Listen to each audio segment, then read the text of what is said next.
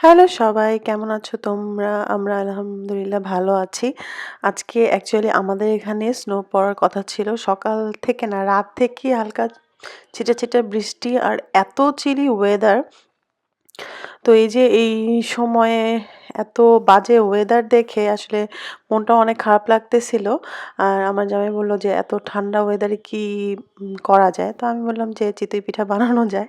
তো আমি মনে হয় ১২টার দিকে এই চালগুলা ভিজিয়েছিলাম। বেশি সময় পাইনি। ৩:৩০ পর্যন্ত ভিজিয়ে রেখেছিলাম।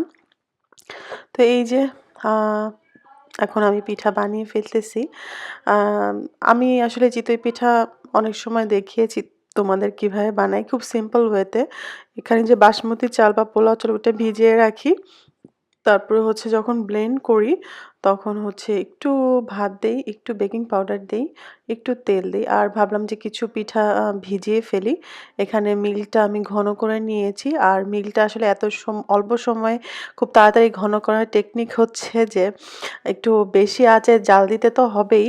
তার মধ্যে যদি যখন একটু ঘন হয়ে আসে কনডেন্স মিল্ক দিয়ে দেওয়া যায় আর পাউডার মিল্ক দিয়ে দেওয়া যায়, এমনি ঘন হয়ে যায়।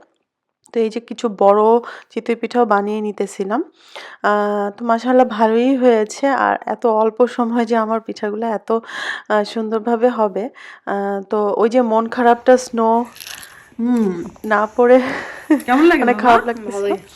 তো এখন হচ্ছে চিতই পিঠা বানিয়ে তারপরে দুধ চিতই বানিয়ে মন খারাপটা ভালো হয়ে গেছে। তো এই যে এটা হচ্ছে আজকে সকাল বেলায় মাশাআল্লাহ স্পেশালি হচ্ছে এই যে মিল্কের যে ইয়েটা ছিল এত টেস্টি লেগেছে আমার কাছে।